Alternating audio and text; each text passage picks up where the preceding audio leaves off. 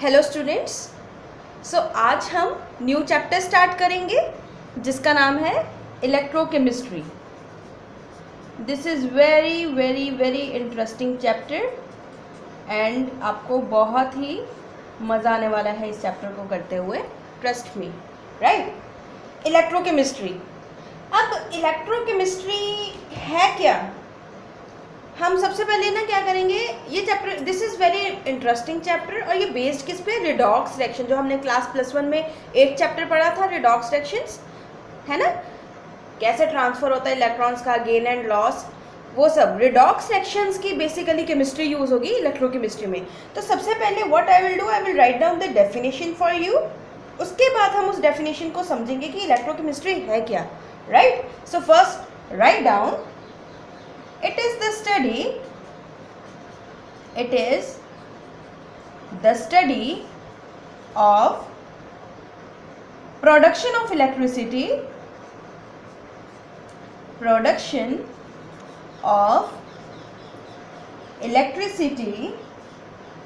from energy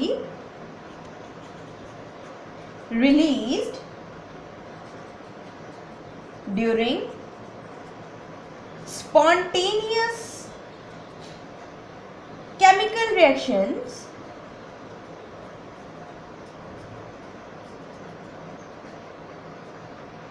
and the use of electrical energy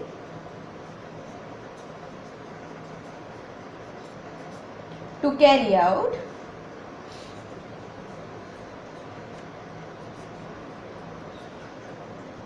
non-spontaneous chemical transformations. Right, so जो अभी हमने ये definition लिखी है ना, इसको हम देखो क्रैम नहीं करना, हम क्या करेंगे, इसको समझेंगे। राइट, जो ये मैंने लाइंस लिखी हैं, let us understand these lines via an example. Right, very simple example. So सबसे पहले एक रिएक्शन लिख देती हूँ मैं आपके सामने, ठीक है। उसके बाद उस रिएक्शन के ज़रिए ना हम इलेक्ट्रोकेमिस्ट्री को समझेंगे, इलेक्ट्रोकेमिस्ट्री के डेफिनेशन को समझेंगे। तो वो रिएक्शन लिख देती हूँ मैं सबसे पहले।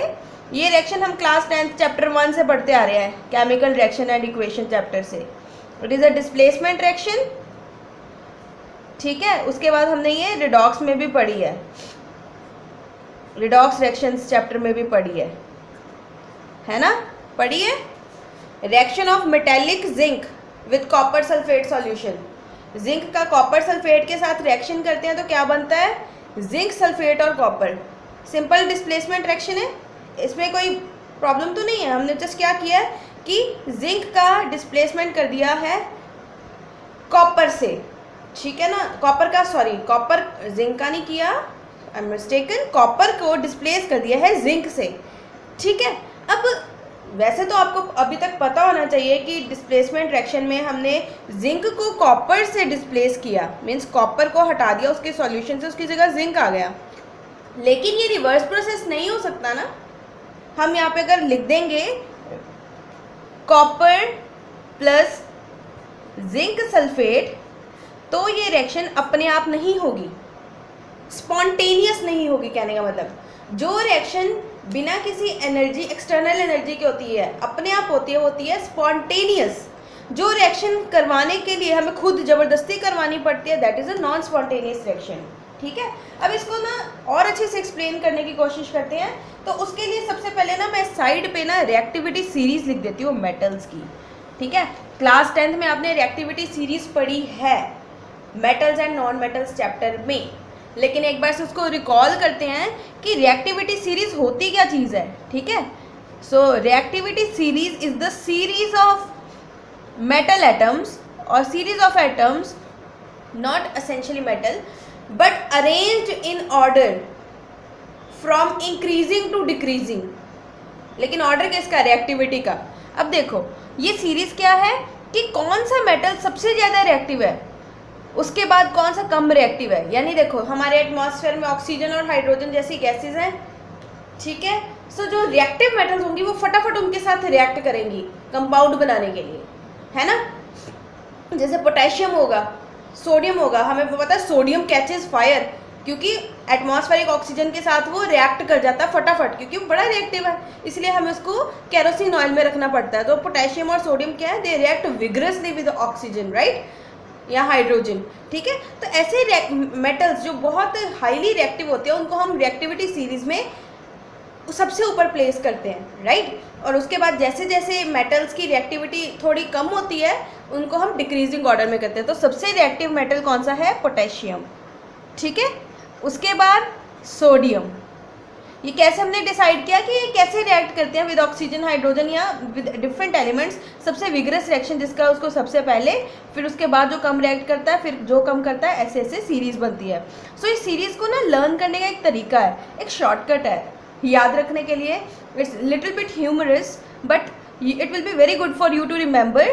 केदार नाथ का माली आलू ज़रा फीके पकाता है, right. I have not written all the metal atoms, all the non metals, इसमें कुछ नॉन मेटल्स बोरोन वगैरह भी आते हैं, हाइड्रोजन भी आती है, हाइड्रोजन तो मैंने लिख दिया है, बट जो मेन हमें चाहिए, राइट, ये थोड़ी सी मैंने रिएक्टिविटी सीरीज बनाई है के बाद क्योंकि which is copper, right. So this is potassium, this is sodium, calcium, magnesium, aluminium, zinc, iron, lead, hydrogen, copper, right. So most reactive is potassium. तो रिएक्टिविटी सीरीज में ऑर्डर ऑफ रिएक्टिविटी क्या है, सो ये ऐसे डिक्रीज करता है, potassium की सबसे ज़्यादा, फिर उसके बाद ऐसे ऐसे ये डिक्रीज करता है, ठीक है।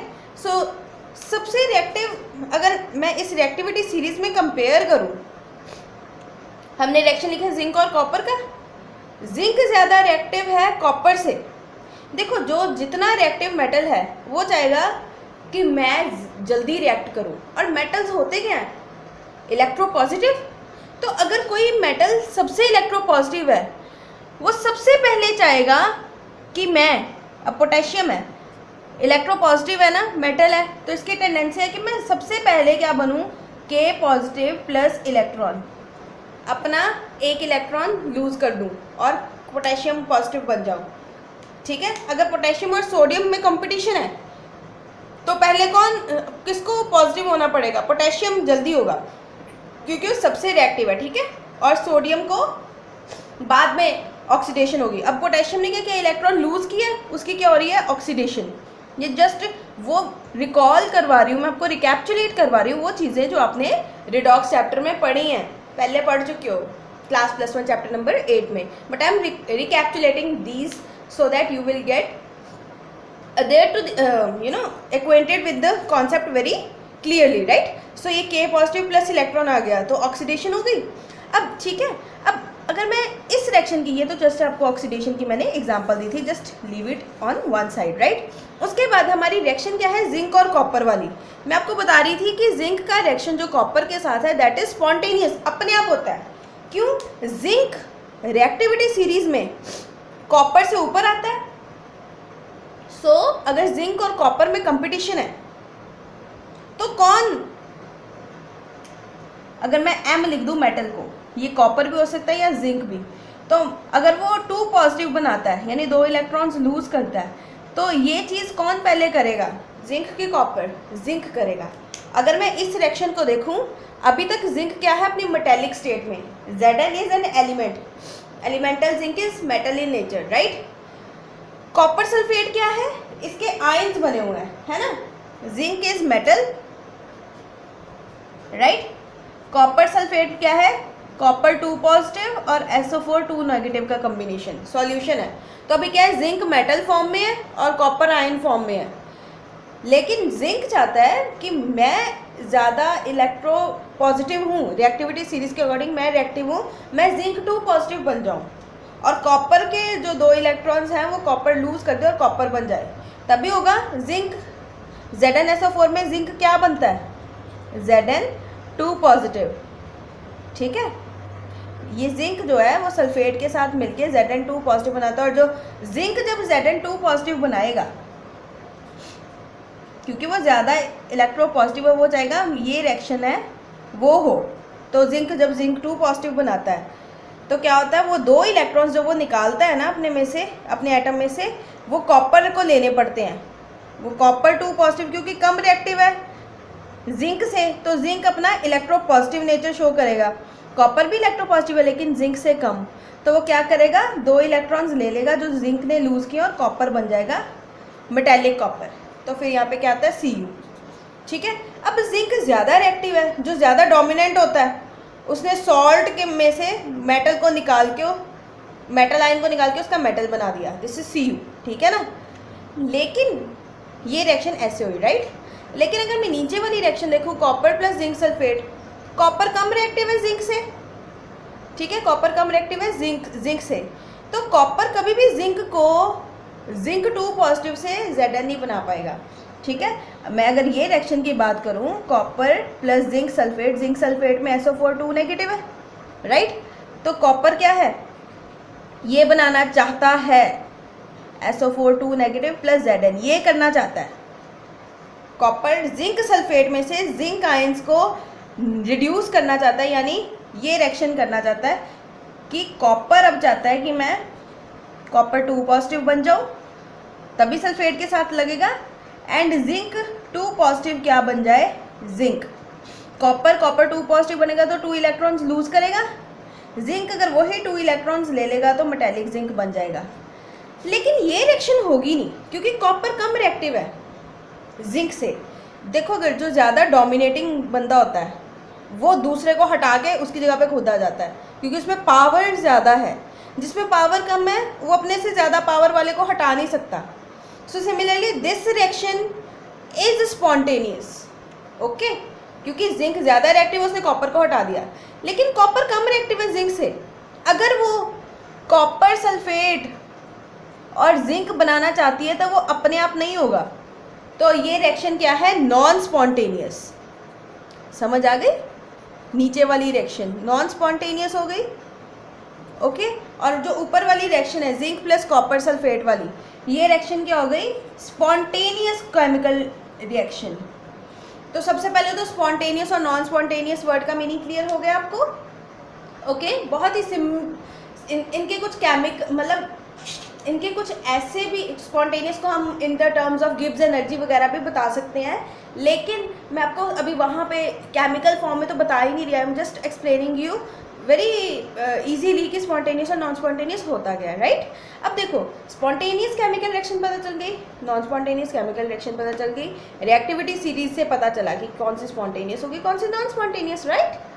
अब इनको करने का मतलब क्या था, क्योंकि हमें क्या समझनी थी, डेफिनेशन ऑफ इलेक्ट्रोकेमिस्ट्री, कि ये स्टडी है इलेक्ट्रिसिटी प्रोड्यूस करने की।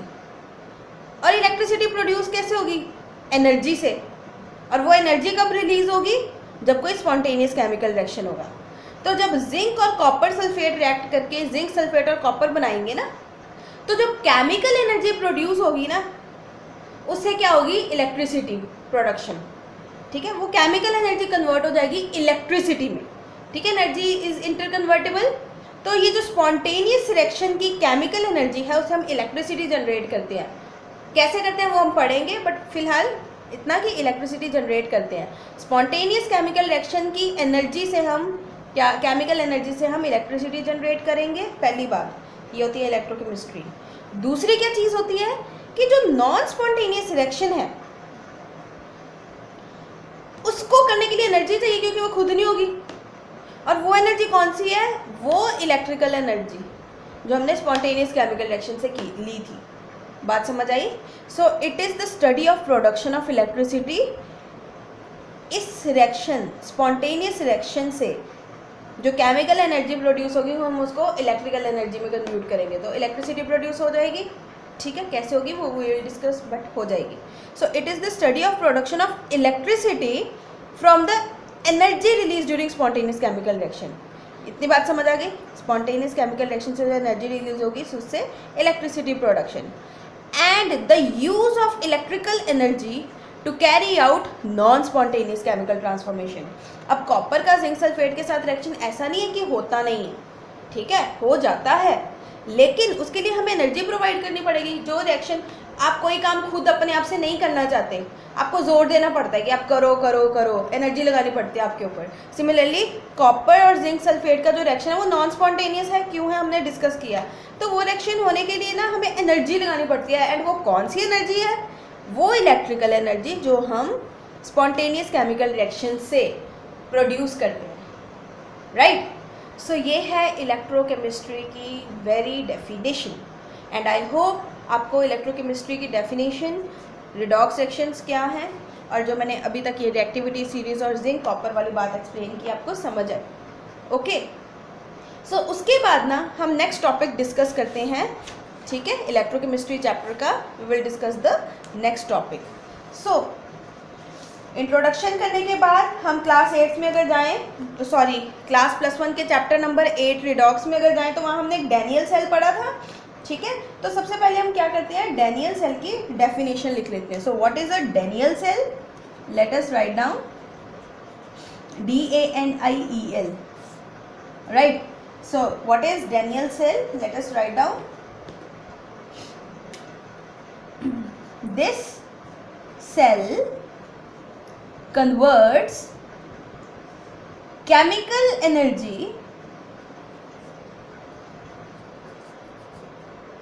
liberated during the redox reaction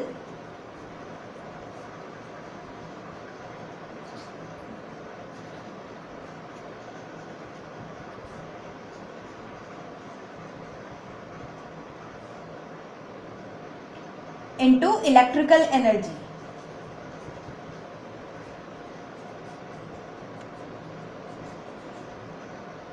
right. ये है डैनियल सेल की definition.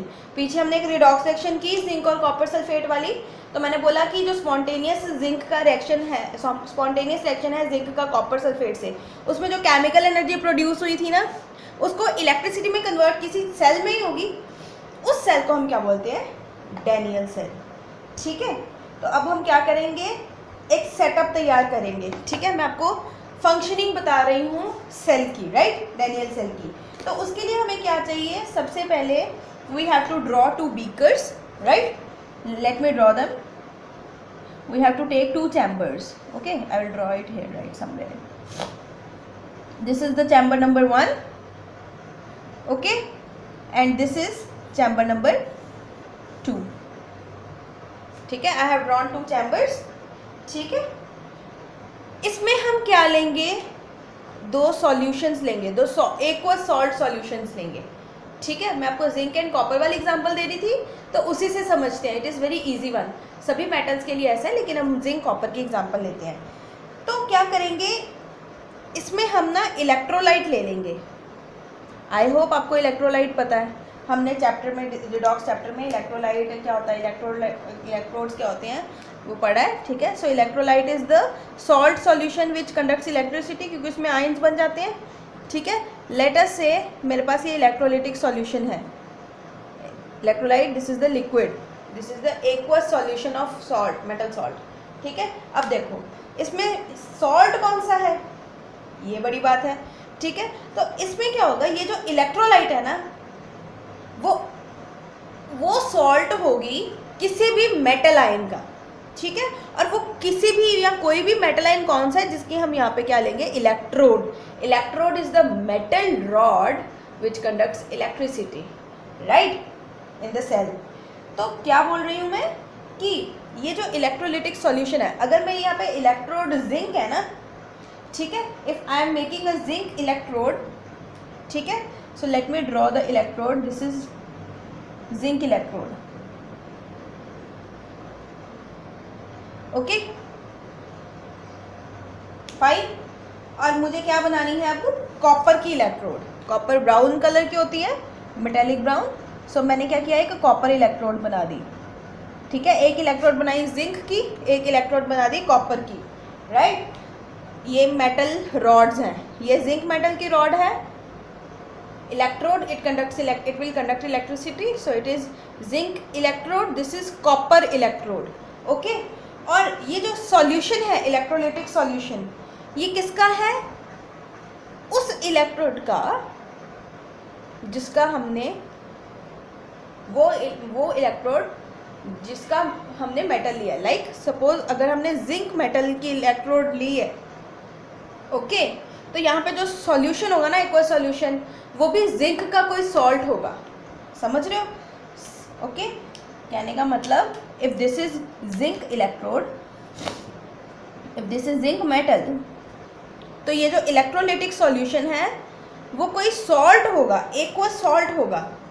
Salt is a combination of electropositive thing and electronegative, right? तो अब जो इलेक्ट्रोड लिए ना जिस मेटल की, ये इलेक्ट्रोलिटिक सॉल्यूशन भी उसी मेटल आयन का होगा, और वो मेटल आयन अकेला तो एग्जिस्ट कर नहीं सकता, तो उसके साथ कोई काउंटर एनाइन भी होगा, so that is sulphate. So let us से कि हमने ये जो जिंक सल्फेट है एक्वस सॉल्यूशन में लिया है यहाँ पे, और जिंक हमारी क्या है, इलेक्ट्रोड। हम डिस्कस करेंगे कि हम जिस मेटल की इलेक्ट्रोड लेते हैं उसी मेटल का सॉल्ट क्यों लेते हैं यहाँ पे, aqueous salt. Okay, I will discuss this here only in this session. और यहाँ पे हम क्या लेंगे, अगर हमारे पास कॉपर सल्फेट सॉल्यूशन, कॉपर की रॉड है, इलेक्ट्रोड है, तो हम सॉल्यूशन कौन सा लेंगे, हम कॉपर सल्फेट सॉल्यूशन लेंगे। ओके, यहाँ सॉल्ट ज़रूरी नहीं वो सल्फेट, वो क्लोराइड भी हो सकता है, जिंक क्लोराइड हो सकता है, जिंक नाइट्रेट हो सकता है, सिमिलरली कॉपर का कोई भी सॉल्ट हो सकता है। तो ये इलेक्ट्रोलाइट क्या है, कॉपर का सॉल्ट, क्योंकि ये मेटल इलेक्ट्रोड हमने किसकी ली है, कॉपर की, right? So metal label this is copper, और यहाँ पे सॉल्यूशन कौन सा है, copper sulphate, right? CuSO4 aqueous। We will discuss कि हमने कॉपर का ही, उसी मेटल का सॉल्ट क्यों लिया, उसी मेटल का सॉल्ट क्यों लिया जिसकी हमने इलेक्ट्रोड बनाई है, राइट? फिलहाल इतनी बात समझ आई, हमने इलेक्ट्रोड्स बनाई दो और इलेक्ट्रोलिटिक सॉल्यूशंस बनाए और उनमें इलेक्ट्रोड्स को डिप कर दिया, रिस्पेक्टिव इलेक्ट्रोड्स को, राइट? अब देखो हमें क्या करनी है, इलेक्ट्रिसिटी प्रोडक्शन, ठीक है? अब देखो हम क्या करेंगे, अभी तक सेल कंप्लीट नहीं है ना, अभी तो ये अलग अलग उसमें पड़े हुए हैं सॉल्यूशन, इलेक्ट्रोलाइट्स जो हैं उसमें इलेक्ट्रोड्स डिप है। ये कब सर्किट कंप्लीट होगा, अगर हम इनको कनेक्ट कर देंगे, राइट? ऐसे ऐसे हम क्या कर देंगे, कनेक्ट कर देंगे, तो क्या होगा, सर्किट अभी तक भी कंप्लीट नहीं है लेकिन हमने इनको ज्वाइन कर दिया, राइट?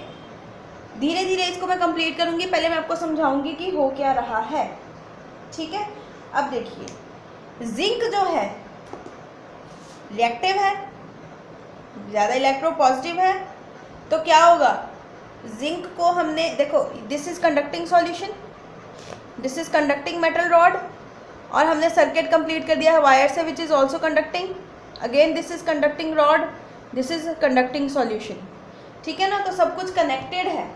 तो जिंक जो है अपना नेचर शो करेगा इलेक्ट्रोपॉजिटिव, वो क्या बनना चाहेगा, वो जिंक जो है वो जिंक सल्फेट बनाना, जिंक जो है इलेक्ट्रोपॉजिटिव होने के कारण अपने आयंस बनाना चाहेगा और इलेक्ट्रॉन्स रिलीज करेगा। मेटल रॉड है जिंक की, उसको हमने कुछ केमिकल कंडीशंस ऐसी दे दी हैं कि वो जिंक आयंस बनाएगा और 2 इलेक्ट्रॉन्स क्या करेगा, लिबरेट, क्योंकि जिंक मेटल है, इसकी वैलेंसी होती है 2 पॉजिटिव, राइट? तो ये क्या करेगा, 2 इलेक्ट्रॉन्स दे देगा और जिंक 2 पॉजिटिव बन जाएगा, राइट? अब देखो जो ये जिंक है मेटल इलेक्ट्रोपॉजिटिव है, इसने जिंक 2 पॉजिटिव बनाया और 2 इलेक्ट्रॉन्स रिलीज किए। जो जिंक 2 पॉजिटिव आयंस है वो कहाँ जाएंगे, अब देखो सपोज करो ये मैं एक एटम उठा लेती हूँ, इस रॉड में जिंक के सारे एटम्स हैं, मैंने एक जिंक एटम उठा लिया, ठीक है? वो ये रहा, वो एटम में से 2 इलेक्ट्रॉन्स निकले तो वो क्या बन गया, आयन, और 2 इलेक्ट्रॉन्स निकले, ठीक है? अब जब एटम में से मैंने क्या किया, उसको आयन बना दिया और इलेक्ट्रॉन्स निकले, कैटाइन बना दिया, तो जिंक कैटाइन जो है वो किस में जाएंगे, सॉल्यूशन में, ठीक है? तो जिंक सल्फेट किस में जाएंगे, सॉरी Zn2 पॉजिटिव आयंस जाएंगे सॉल्यूशन में, ये मैंने लिखा है Zn2 पॉजिटिव, अगर क्लियर नहीं है तो दिस इज Zn, ऊपर चार्ज 2 पॉजिटिव, वो आयन सॉल्यूशन में रहेंगे, ठीक है? सो दिस जिंक आयंस किस में रहेंगे, इन द सॉल्यूशन। ठीक है, अब देखो जो ये 2 इलेक्ट्रॉन्स रिलीज किए ना, एटम जो है रॉड वाला उसने आयन और इलेक्ट्रॉन्स बनाए, ये जो 2 इलेक्ट्रॉन्स रिलीज हुए हैं ये कहाँ जाएंगे, सॉल्यूशन में नहीं जाएंगे, क्योंकि ये कंडक्टिंग है सब कुछ यहाँ तक। ये सर्किट ऐसे है, यहाँ इलेक्ट्रोलाइट पे आके ख़त्म होता है। ठीक है, तो क्या होगा, जिंक आयंस बन जाएंगे और ये कंडक्टिंग है सब कुछ, तो जिंक 2 आयंस तो यहाँ रहेंगे। ये 2 इलेक्ट्रॉन्स कहाँ जाएंगे, ये इलेक्ट्रॉन्स क्या करेंगे, फ्लो करेंगे सर्किट से और इधर आ जाएंगे। ठीक है, तो अब यहाँ से इलेक्ट्रॉन्स क्या करेंगे, फ्लो करेंगे। So I can write it like this.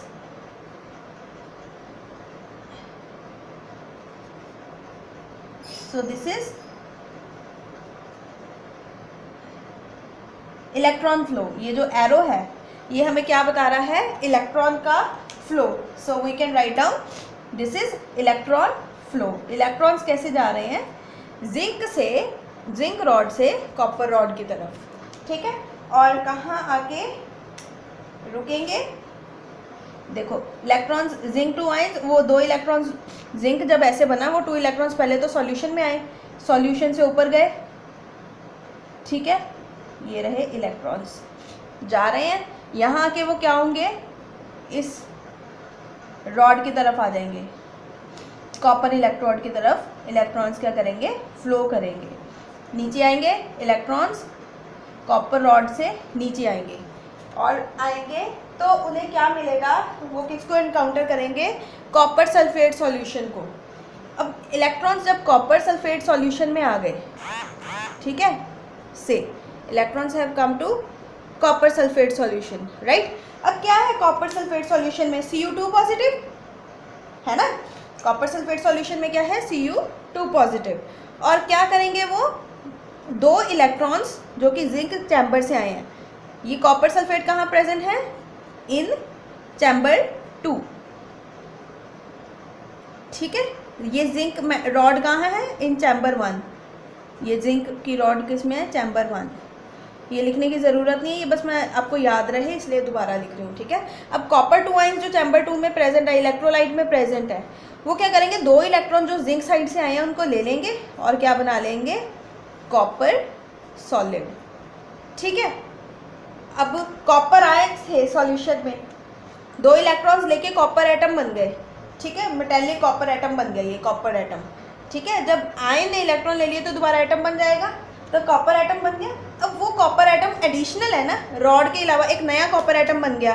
कैसे बना, उस आयन से जो कि सॉल्यूशन में प्रेजेंट था, कोई एक आयन ले लिया, क्योंकि इस सॉल्यूशन में कॉपर 2 पॉजिटिव और SO4 2 नेगेटिव प्रेजेंट है। ठीक है ना, जैसे इस सॉल्यूशन में जिंक 2 पॉजिटिव और SO4 2 नेगेटिव प्रेजेंट है, तो क्या होगा, कॉपर ने वो 2 इलेक्ट्रॉन देके कॉपर सॉलिड बना लिया, वो एक्स्ट्रा एटम है। तो वो सपोज करो मैंने ऐसे बना दिया, यहाँ पे एक्स्ट्रा एटम जो कॉपर की रॉड के साथ हो गया। ठीक है, क्या हो रहा है, zinc electrons, zinc metallic zinc टूट रहा है। ठीक है, आयंस में जो इलेक्ट्रॉन्स है वो फ्लो करके जाते हैं कॉपर सल्फेट सॉल्यूशन से, कॉपर 2 पॉजिटिव आयन को एनकाउंटर करते हैं और वहाँ से कॉपर सॉलिड बन जाता है। ये प्रोसेस हो ही जाएगा, इट विल कंटिन्यू। जिंक से क्या करेंगे, इलेक्ट्रॉन्स निकलते जाएंगे। ठीक है, आयंस बनते जाएंगे, जिंक आयंस सॉल्यूशन में रहेंगे, इलेक्ट्रॉन्स क्या करी जाएंगे, फ्लो करके इस साइड, और यहाँ कॉपर आयन जो सॉल्यूशन में प्रेजेंट है Cu2 पॉजिटिव, उनसे ले लेके कॉपर एटम बनी जाएगा। तो जिंक एटम्स खुर रहे हैं, मतलब जिंक एटम्स रॉड से सॉल्यूशन में आ रहे हैं, है ना, और कॉपर 2 पॉजिटिव आयन जो है वो क्या कर रहे हैं, सॉल्यूशन से इलेक्ट्रॉन्स ये वाले लेके कॉपर एटम बना रहे हैं, मेटल एटम, जो कि यहाँ डिपॉजिट हो रहा है। तो जब तक ये रिएक्शन होता रहेगा तो जिंक रॉड क्या हो जाएगी, एक जिंक रॉड जो है, हमने जिंक रॉड को पर्पल से शो किया था, so let me do this again. तो वो जो जिंक रॉड है वो कैसे बन जाएगी, अब उससे एटम्स निकल रहे हैं तो वो खुल जाएगी लाइक दिस, इतने एटम्स जो हैं वो निकल चुके हैं जिंक रॉड में से। अब कॉपर रॉड क्या है, उसके ऊपर एटम्स डिपॉजिट हो रहे हैं, कॉपर एटम्स, क्योंकि जिंक एटम्स जो हैं रॉड से वो आयंस बनाने के लिए सॉल्यूशन में जा रहे हैं। ठीक है, यहाँ पे जिंक आयंस प्रेजेंट है, सारे एक्स्ट्रा जिंक आयंस सॉल्यूशन में जाई जा रहे हैं। कॉपर रॉड के ऊपर क्या हो रहा है, एटम्स डिपॉजिट हो ही जा रहे हैं। कैसे हो रहे हैं वो हमने देखा। तो ये क्या होगी, ये रॉड थिकन हो जाएगी, it will thicken in size. और जिंक रोड क्या हो जाएगी, वो खुरती जाएगी, it will decrease in size, ठीक है ना। तो क्या होगा, ये प्रोसेस होता रहेगा। लेकिन अगर हम जिंक सल्फेट की बात करें इलेक्ट्रोलाइटिक सेल में, जिंक सल्फेट में सपोज करो मैंने 1 मोल जिंक सल्फेट लिया, सॉरी एक्वस, तो क्या होगा, ions equal and opposite number के होंगे ना, क्योंकि दोनों के ऊपर 2 पॉजिटिव चार्ज है। तो एक जिंक 2 पॉजिटिव होगा तो उसको एक SO4 2 नेगेटिव चाहिए। वो तो सॉल्यूशन में इक्वल प्रेजेंट थे जब तक कि रिएक्शंस नहीं, हमने सर्किट नहीं कंप्लीट किया था। लेकिन जब जिंक ने ये बनाना शुरू कर दिया, ठीक है, तो जिंक ने जब जिंक 2 पॉजिटिव बनाना शुरू कर दिया, जिंक 2 पॉजिटिव की अमाउंट बढ़ गई, क्योंकि एक जिंक 2 पॉजिटिव तो वो थे जो पहले प्रेजेंट थे। लेकिन जैसे जैसे एटम्स ने खुरना शुरू किया, इस चीज़ में टूटना शुरू किया, जिंक आयंस की क्वांटिटी बढ़ गई, यानी पॉजिटिव चार्ज बढ़ गया यहाँ पे, है ना। यहाँ पे क्या हुआ, कॉपर आयंस कॉपर सल्फेट में जितने प्रेजेंट थे, पहले वो इक्वल था, जब हमने ये रिएक्शन नहीं हुआ था तब तक क्या था कि कॉपर जो आयंस थे वो इक्वली प्रेजेंट थे जितने कि सल्फेट आयंस थे। लेकिन जैसे इलेक्ट्रॉन्स आए यहाँ से, कॉपर सल्फेट में से सल्फेट तो साइड पे रहा, कॉपर आयंस इलेक्ट्रॉन लेके मेटेलिक कॉपर बनाते रहे और डिपॉजिट होते रहे रॉड पे। तो यहाँ पे कॉपर आयंस की कमी हो गई और नेगेटिव चार्ज बढ़ गया ड्यू टू सल्फेट। तो उसको काउंटर करने के लिए क्या किया गया, एक चीज़ लगाई गई जिसको हम बोलते हैं सॉल्ट ब्रिज, राइट। सो हमने क्या किया, यहाँ पे सॉल्ट ब्रिज लगा दिया, ठीक है। सो what is this salt bridge, ये सॉल्ट ब्रिज क्या है, एक ऐसा मीडियम है जिससे क्या हुआ, सर्किट कंप्लीट हो गया। कैसा हुआ देखो, सॉल्ट ब्रिज में हम क्या लेंगे, पहले लिख लेते हैं, salt bridge consists of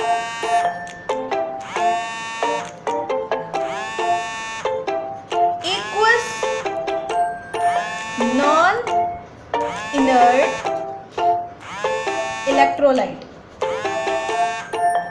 like KCl, KNO3, अगर जल, ठीक है। इसमें क्या होती है, inert electrolyte, this is not non-inert, inert, ऐसी इलेक्ट्रोलाइट जो कि इनर्ट हो। हमारे पास आयंस बनेंगे, ठीक है, उस इलेक्ट्रोलाइट में भी सपोज कीजिए कि वो आयंस क्या है, सपोज करो इनर्ट इलेक्ट्रोलाइट KCl है, तो यहाँ क्या प्रेजेंट है, K पॉजिटिव और Cl नेगेटिव। यहाँ डेफिशिएंसी किसकी है, नेगेटिव चार्ज की, जिंक आयंस ज़्यादा है, तो Cl नेगेटिव इधर फ्लो करेंगे जिंक आयंस को न्यूट्रलाइज करने के लिए। यहाँ पे नेगेटिव चार्ज ज़्यादा था ड्यू टू सल्फेट एक्सेस, क्योंकि कॉपर आयंस तो कॉपर मेटल बना रहे थे। तो यहाँ पे क्या होगा, K पॉजिटिव इधर फ्लो करेंगे ताकि क्या हो जाए, इलेक्ट्रिकल न्यूट्रलिटी मेंटेन, ठीक है। तो सॉल्ट ब्रिज के फंक्शंस क्या हैं, सबसे पहले वो लिख लेते हैं। So what are the functions of salt bridge, functions of salt bridge क्या है, let us write down. It maintains electrical neutrality,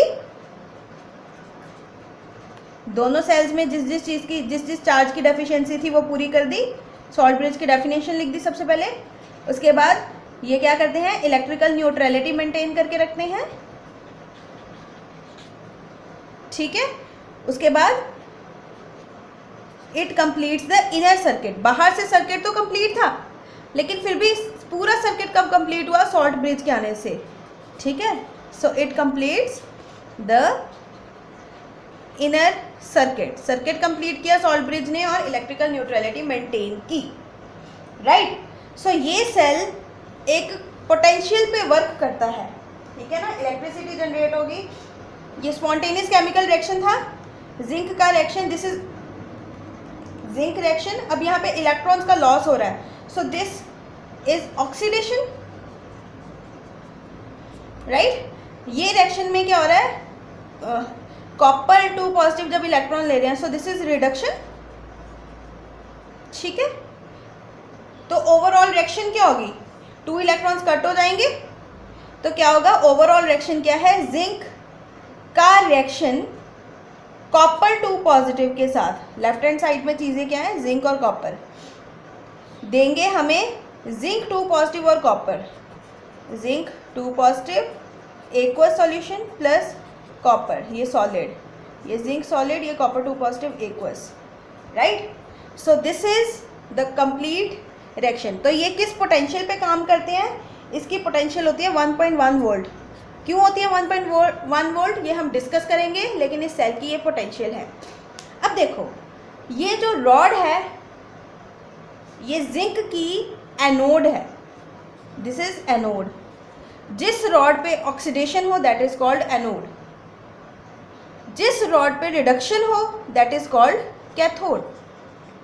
so zinc anode है, कॉपर कैथोड है, this is oxidation half reaction, this is reduction half reaction, this is overall reaction. तो anode है, क्या हो रही है, oxidation. So this is complete electrochemical cell, जिसमें क्या होता है, स्पॉन्टेनियस केमिकल रिएक्शन से इलेक्ट्रिकल एनर्जी जनरेट होती है। तो लर्न करने का तरीका एनोड कैथोड में कंफ्यूज नहीं होना। इसको लर्न कैसे करेंगे, just simply remember the word loan, LOAN, right. If it is not clear तो मैं यहाँ से इससे लिखती हूँ LOAN। L is for left, ये ट्रिक है बस लर्न करने का। लेफ्ट वाले सेल में क्या हो रही है, ऑक्सीडेशन, ओके। कौन सी इलेक्ट्रोड है, एनोड, ओके। और उस पर चार्ज क्या होगा, negative, electrons flow from negative to positive. So anode is negatively charged and cathode is positively charged. So this is the complete electrochemical cell कैसे बना वो हमने डिस्कस किया, एंड इसकी पोटेंशियल होती है 1.1 volt, okay. So it's potential is 1.1 volts, right. ये क्यों आई हम डिस्कस करेंगे, ठीक है। अब मैंने बोला था कि हमने यहाँ पे जिंक सॉल्यूशन जो रॉड लिया है उसी का सॉल्ट क्यों लिया, ऑब्वियसली जिंक आयंस, अगर मेटेलिक जिंक लेंगे तो आयंस भी उसी के बनेंगे, ठीक है ना।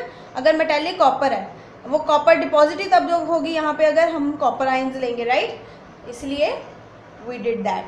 आई होप आपको electrochemical cell, so Daniell cell is an electrochemical cell, why, because it is converting chemical energy liberated during redox reaction. ये जो रिडॉक्स रिएक्शन है, इससे जो केमिकल एनर्जी प्रोड्यूस हुई उससे हम इलेक्ट्रिकल एनर्जी जनरेट कर रहे हैं, राइट। अब ये इलेक्ट्रॉन्स का फ्लो, जब फ्लो ऑफ इलेक्ट्रॉन्स हो रहा है, so electricity conduction is due to flow of ions और फ्लो ऑफ इलेक्ट्रॉन्स, राइट।